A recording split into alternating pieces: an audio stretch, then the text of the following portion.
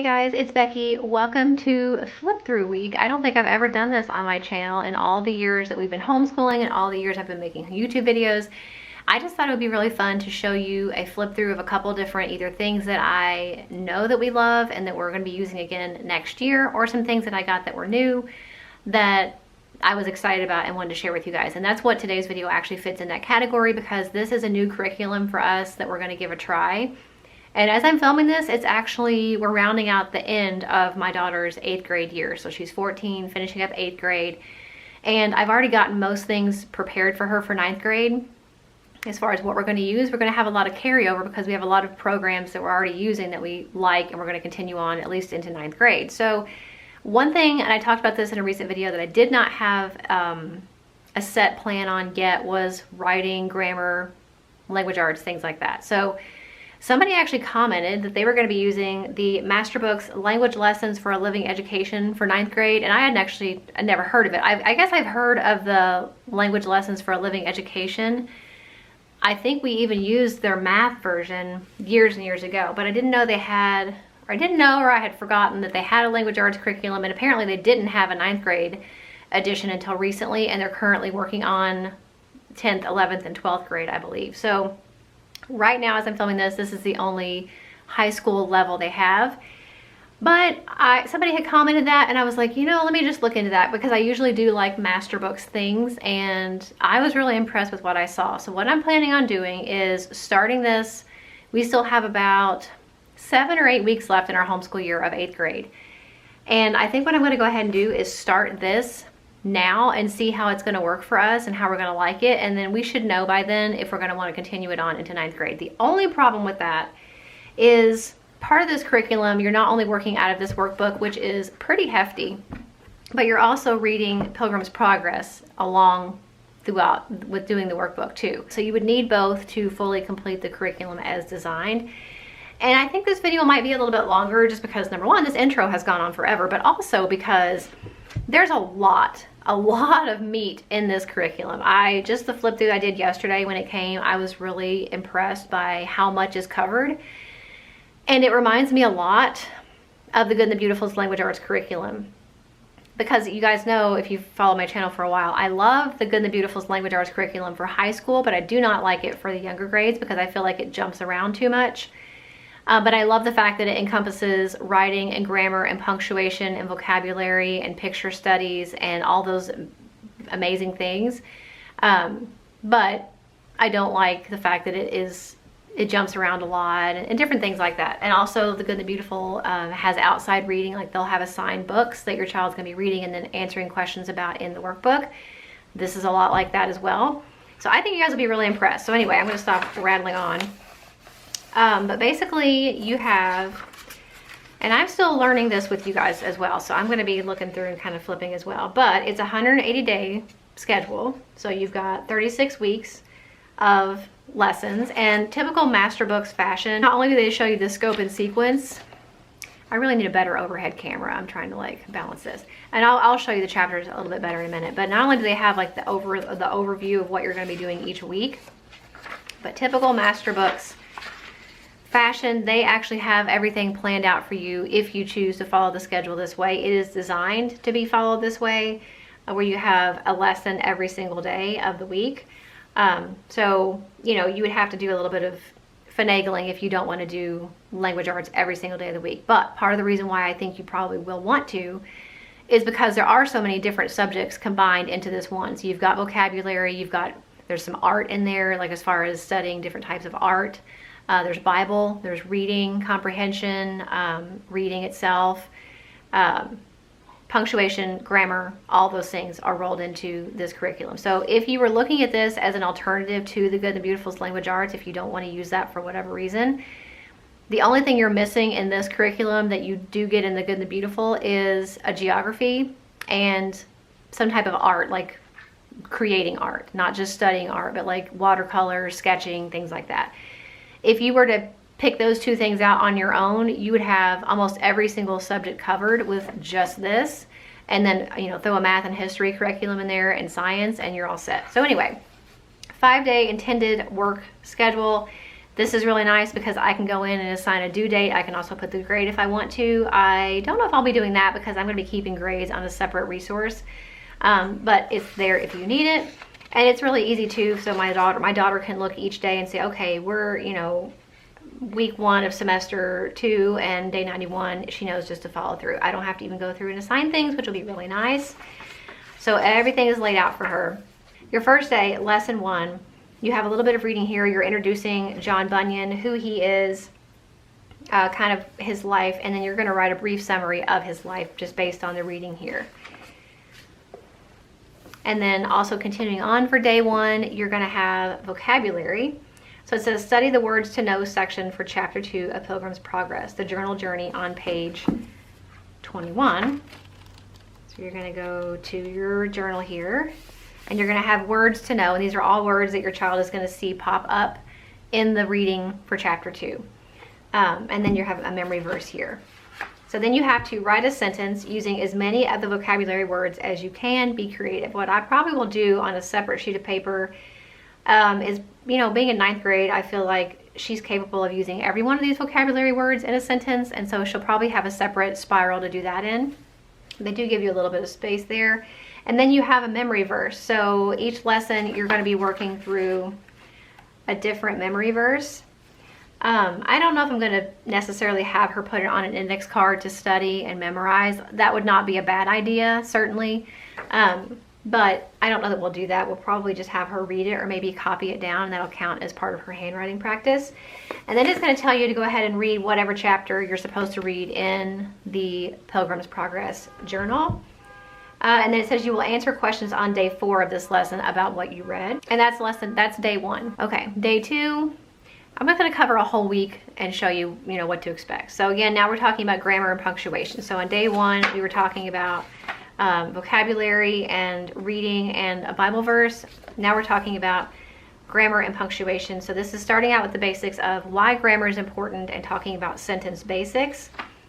And then labeling things that are sentences, things that are fragments, writing 2 of your own complete sentences. And then it tells you to use your index cards, which it does tell you at the beginning of the curriculum that you might want to use to record the state of being verbs found in this lesson, which you go back over here and talk about am, is, and was are state of being verbs.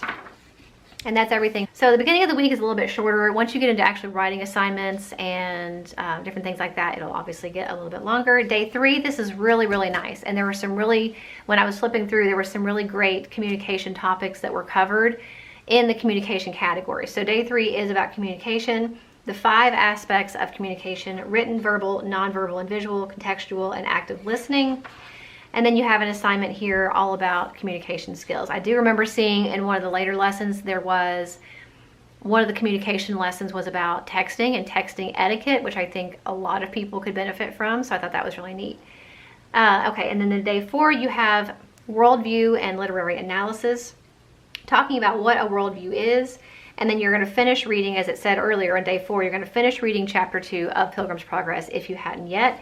And then you're answering questions about what you read. Here you're reading a Bible verse and you're answering the question about that. And then it says, what does the book teach about persecution and how we are to respond to those who mock and mistreat us? There's a Bible verse referenced. And then you can use this space to keep any notes you have about Pilgrim's Progress. And then day 5, you have a review. So earlier in the week, you had the Bible verse of the week. And so over here, it's going to say you can recite that Bible verse to your teacher, your parent, whoever. If you're having your child work on memorizing that, you're going to have a vocabulary review, writing 2 interesting sentences, going back to that lesson earlier about complete sentences, 2 common nouns, 2 proper nouns, the state of being verbs that you learned throughout the lesson, the 5 aspects of communication, what is a worldview, and what 5 things characterize the man that Bunyan sees in his dream. So referencing the reading assignment. So lesson 2, you're going to be right here, which happens to be a picture study. You're studying Christian and Evangelist, which are 2 characters from Pilgrim's Progress. You're looking at the art and you're describing the scene with as much detail as possible using complete sentences. And basically, you have the same kind of setup. You have your vocabulary for the week. You have your memory verse. It tells you what chapter you're going to be reading from Pilgrim's Progress. You have your grammar and punctuation topic of the week. course, the exercises for that. You have your communication skill for the week, which is going to be talking about the 5 different types of essays. You're working a little bit with writing here, brainstorming essay topics.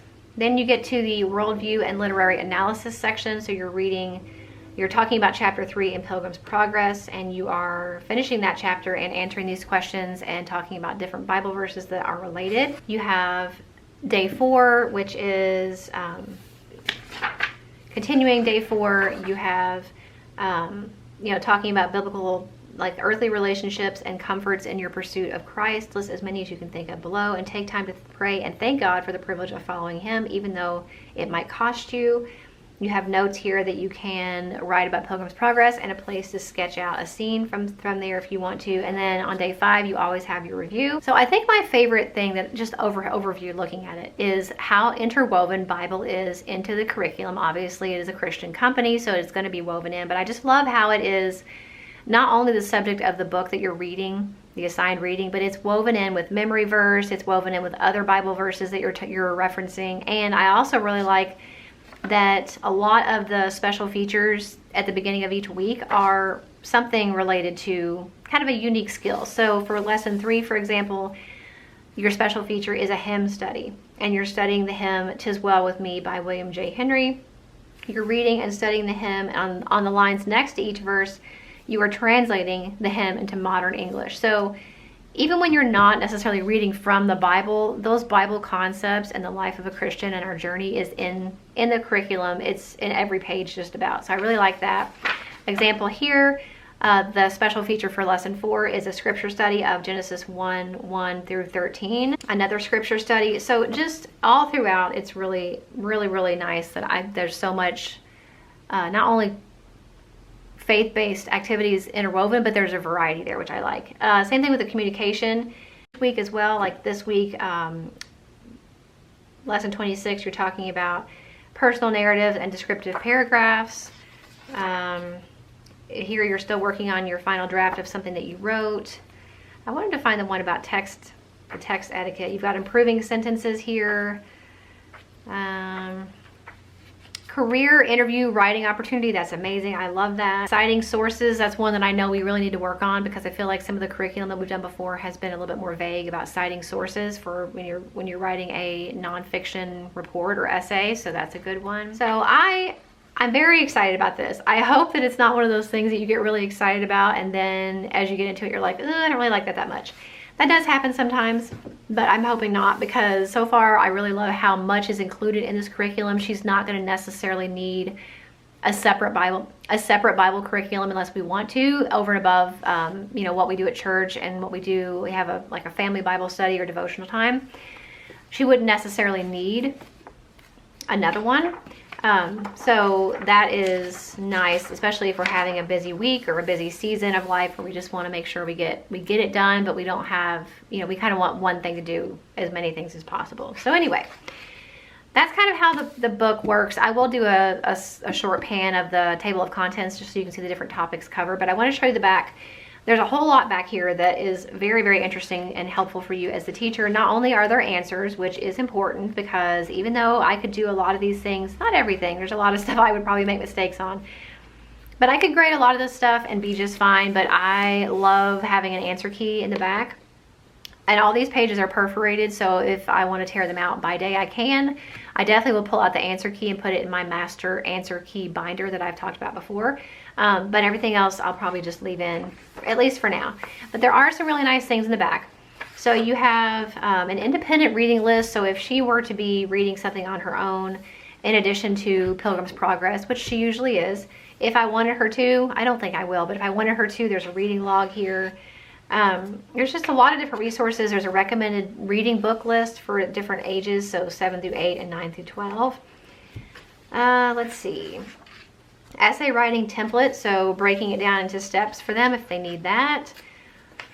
Sentence outline, showing you how to outline sentences. An interview template. Oral presentation template.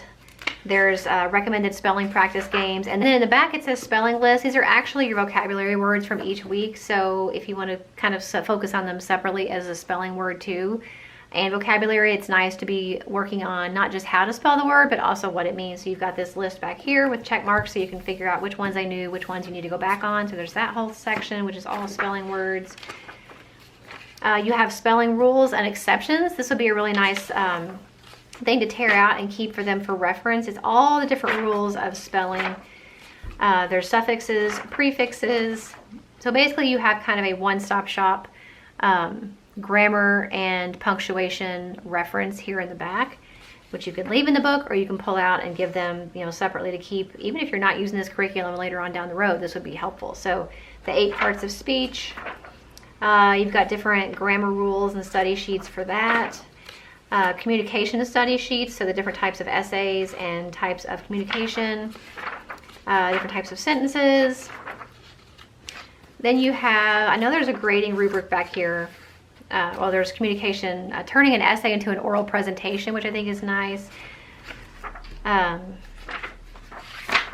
there's rubrics in the back. So if you're grading the personal narrative, it'll tell you kind of what they would need to do and what they would need to successfully complete in order to get 100 or 90 or 80. So there's one for the personal narrative, the descriptive essay, the expository essay, this critical, the persuasive, and then there's an oral presentation rubric in the back, and then you have your answer key. So I'm going to try to go through this fairly quickly as far as the scope and sequence, because you can look at this in an entire, you can look at the entire scope and sequence on the preview on the MasterBooks website. I'm just going to go through here. You start out with the basics, subjects and predicates, pronouns, and it shows you, there's 5 lines here because there's 5 days in each lesson. So you're talking about allegory versus metaphor. So you've got a lot of these literary terms in here, which is nice mixed in. Fiction versus nonfiction. Dependent clauses, punctuating clauses.